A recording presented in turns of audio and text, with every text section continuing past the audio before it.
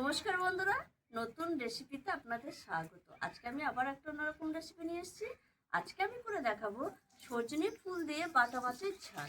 সজনে ফুল দিয়ে বাটা মাছের ঝালের জন্য এখানে নিয়ে নিয়েছি, এই দেখুন বাটা মাছ, বড় ছোট মেশানোই আছে, একদম টাটকা পুকুরের বাটা মাছ, সজনে ফুল এক বাটি, পোস্ত সর্ষে বাটা, পেঁয়াজ কুচি, নুন, সর্ষে যে সাদা তেল আর হলুদ গুঁড়ো, লঙ্কার গুঁড়ো, আর কিছু লাগবে না। এবার উনুনটা আমি ধরিয়ে নিয়েছি, ধরিয়ে কড়াই বসিয়ে দিয়েছি।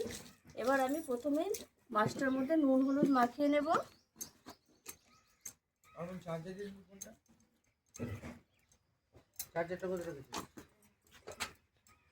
নুন হলুদটা মাখিয়ে নেব।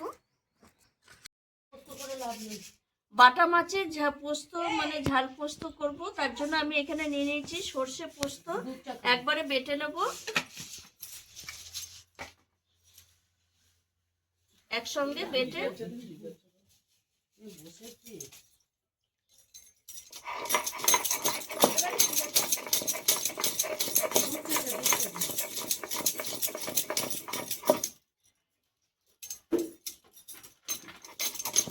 যখন খাচ্ছে গরমই খাচ্ছে, তাহলে তো আর ইয়ের ব্যাপার নেই, নিশ্চয়ই। কড়াই গরম হয়ে গেছে, কড়াই আমি সাদা তেল দিয়ে দিলাম মাছ ভাজার জন্য। এবার আমি এই তেলটা একটু খুন্তি করে কড়াই চারিধারে দিয়ে নেবো, তাহলে মাছটা লেগে ধরবে না। এবার আমি মাছটা ভাজার জন্য দিয়ে দেবো।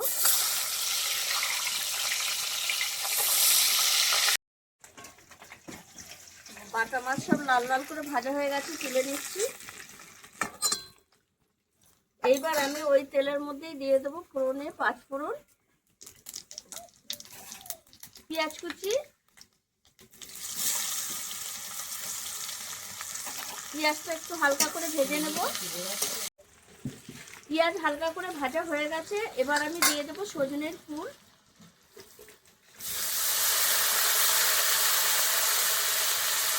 দিয়ে দেবো হলুদ গুঁড়ো, লঙ্কার গুঁড়ো, স্বাদ মতো লবণ,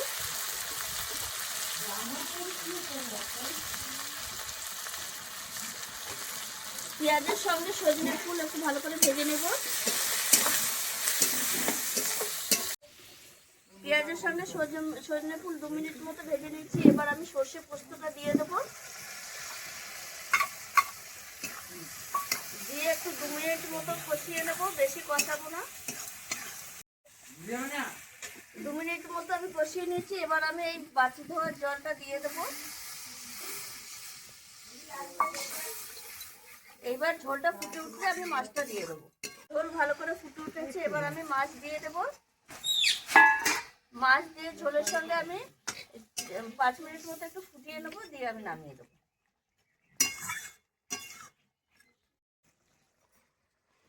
মাছ দিয়েছি আমি ঝোলের সঙ্গে, 5 মিনিট হয়েছে, ফুটে গেছে।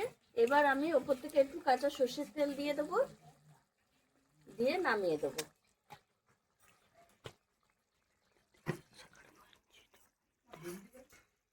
অসাধারণ লাগে এই সময় এই সজনে ফুল দিয়ে এই বাটা মাছের ঝালটা খেতে, দারুণ লাগবে। আর দেখতেই পাচ্ছেন কত সুন্দর হয়েছে। নামিয়ে নেব।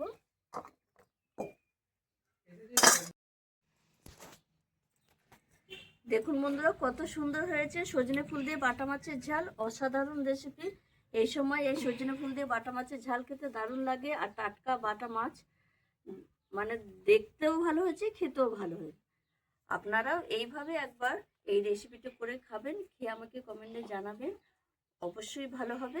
আর আমার এই ভিডিওটা যদি আপনাদের ভালো লেগে থাকে, তাহলে লাইক করবেন, শেয়ার করবেন, সাবস্ক্রাইব করবেন। আবার দেখাবে আগামী ভিডিও। টাটা।